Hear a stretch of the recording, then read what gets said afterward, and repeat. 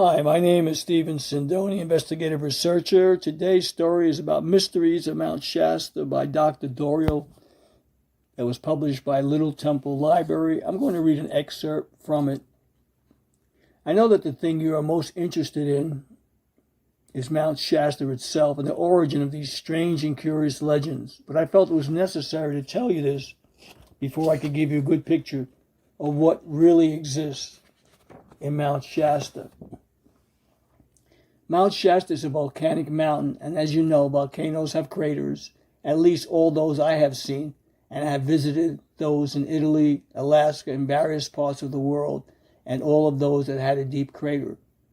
Mount Shasta does not have a deep crater. Though there are a few holes that seem to go down and smoke arises from them, those are escape vents from chemicals from far underground. I'm going to give you an account of what happened to me in 1931. I am not going to ask you to believe it, but it is not a fairy tale. When I was lecturing in Los Angeles in 1931, two of the inhabitants of Mount Shasta came to Los Angeles and attended my lectures, and they were there for a week before they let me know who they were, and then one Friday evening they introduced themselves to me, and they told me I could visit them at Mount Shasta. I told them it was impossible for me to go there and get back in time for my lecture. They said, "We have another way of going." So we took a car out into the hills just off Cahuenga Boulevard, out through Hollywood, and drove towards Topanga Canyon. They gave me a little mask there, almost like cellophane. We didn't have cellophane at that time, at least not much, and it had no chemicals, and they told me to put that over my face, and I did. Then they gave me a belt with two little pockets on the side and a row of buttons. I did not know what was going to happen, but I knew something was going to happen. Each one took me to the arm and told me to press certain buttons, and I went up through the air like a rocket plane, and we rose until the earth looked like it was almost fading out.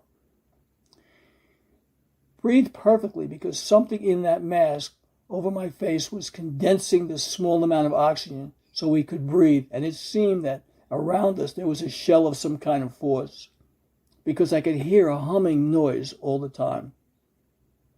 When we came down, it seemed like almost no time had passed, probably 15 or 20 minutes. We landed about 2/3 up the side of Mount Shasta. We landed in front of a small building.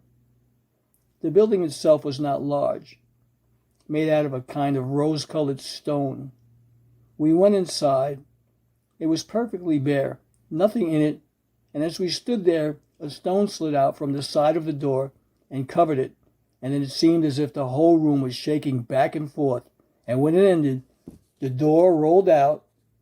We were on the top of a mountain. The method of transportation that was used, I know, but could not tell. The method of transportation that was used, I know, but could not tell.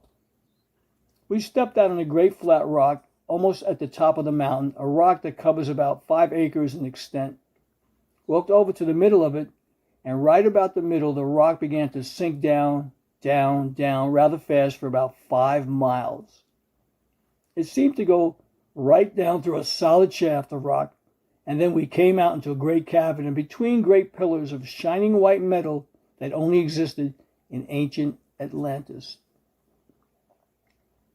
Then we went down to the rock again until we were approximately 7 miles below the surface of the earth.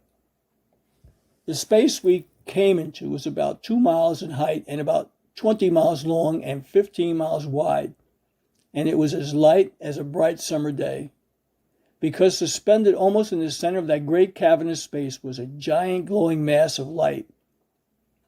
It was not radioactive, but seemed to have qualities in it that caused your entire body to tingle. I would have called it cold light, not radioactive light.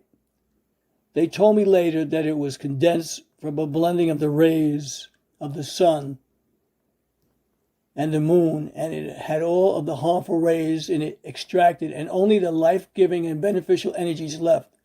They told us at certain places on the mountain that they had powerhouses that they concealed during the time when they were in use, that they would sink through the ground and the ground would close over them, that they were so fixed that they would descend in elevators and would be hidden from anyone who would casually stumble onto them.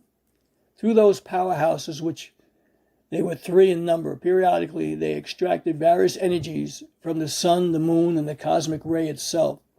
These are directed downward into the earth to form that great mass of glowing energy, and they said that periodically they would discharge the waste, that is, after that energy that had been used for a certain length of time, that there would be certain impurities collected, and then they would discharge those out into the atmosphere, and they would go out as a shaft of prismatic light. The lights people saw was the discharge of waste matter, the eliminating of refuse from this underground space. About 1.5 miles from the elevator was a small city of beautiful white houses formed of marble and other stones, and they were so beautiful that they almost blinded the eye. They had such beautiful lines and architecture that the most beautiful temples of ancient Greece were rough caricatures of these cities. There was one large building and a number of others, about 400. The rest of the entire underground space, which we could see clearly when we first came out of the cavern, was laid out in gardens. It seemed just like tropical forests, beautiful trees and parks and places where vegetables were growing and fruit trees bearing fruit that are unlike any upon the face of the earth today, because they had preserved there the planets and even some of the animals that they were there before the time of the sinking of Atlantis and Lemuria. They explained the different things. They told me how the different energies that they had controlled caused the plants to grow perfectly. From time to time, they would condense moisture and cause it to raise when they wished and cause it to stop when they wanted to. This energy which was emitted filled the whole place with light, and actually it supplied the need of food. They did not have to eat unless they so desired. When they ate for pleasure and not because their body had need of it. That energy comes from the sun and certain cosmic energies and rays. We take food onto our body and extract a little energy from it and then cast out waste. They are able to supply that energy so that they breathed it, and in it with every breath they drew, and they did not have to eat unless they so desired. I ate 2 meals there and have never really enjoyed a meal since, because I have had food which made me think that the ambrosia of the gods was not some legend, that they had food prepared as they did there. They told me that ordinarily they were never sick, unless from accident, and they lived approximately 150 years and then passed of their own free will. They laid down their body and went elsewhere, and everyone had their chosen to do work for a period of time, that every one of them were illumined souls that had chosen to carry out the necessary work, that they led me to various caves in the walls. They showed me caves in which they performed what they call today alchemistry.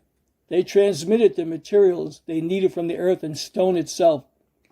I saw one as an experiment pour a shovel full of sand into a curious little box and put it into a furnace and let it stay for 5 minutes and pull it out as gold to purchase supplies with, not because gold is so important to them, but because the people outside like gold, and they showed me how they could make from common earth or stone any metal they needed. Then they took me into another place where they did their weaving, where they made clothes, and I saw clothes made in a way that I would like to be able to make them here. They would make a picture of the design of the costume that they wanted for themselves. Then they placed it in a projectoscope. An invisible ray of energy would shoot out, and then on a screen would form a kind of misty figure of the figure they were projecting, and that would become more and more solid until they would fall on the floor, the garment they desired. Everything which existed is merely energy with particles of primal substance gathered around it. They showed me some of the books they have there. They showed me how they projected not only pictures but actual three-dimensional objects. So we seemed to see everything that had been recorded on these books, only on an inch square, which I had described those in complete details in other lectures. Then after they had shown me these, they took me into the largest building, which was the temple. I might say in passing too, that those who live there do not worship anything. They have no religion. They have passed beyond the need of religion. They know God, and when one knows God, they do not need religion or dogma or creed of any kind. They had no form of ceremony. Everything was just as simple as it could possibly be. It was a temple, but it was a school at the same time, and occasionally from the outer world they would bring certain chosen ones whom they instruct in certain work they would have to do. That is one of the 2 places on the North American continent that were used by the Great White Brotherhood Lodge and is directed to the outer world, and there, during the remaining time that I spent, they gave me instruction. And this instruction were of things which, of course, I cannot tell you. But if I could, you would go there yourself, as you may sometimes, because anyone in the right state of consciousness is known, and when they are known, they can pass into the inner temples. After they had finished showing me certain things in the great plan and outlined work for me to do in the outer world, which I am doing now, so that gradually the consciousness of man could be made more and more aware of the great mysteries behind matter and substance and behind life. After that had finished, they took me back the same way we had come, and they told me certain things that I could tell my students at that time. I taught certain things, and some of the students in the room tonight received reports of what I was able to tell them in the spring of 1931. You may also notice that those who dwell there are masters of all the laws of nature. They are able to create vacuums at will. They have extinguished fires that came too close. They can warp space, and many persons who have approached too close when they were performing necessary work on the mountain will just jump to a space warp and maybe step out a mile or 5 miles from where they were. But always those who had been invited had been gently and carefully moved away without injury, so their secrecy had been held inviolable, and it will be held so until such time as one is able to go, knowing that the gates are open for them. Thank you for listening to Mysteries of Mount Shasta. This is Stephen Sidoni signing out.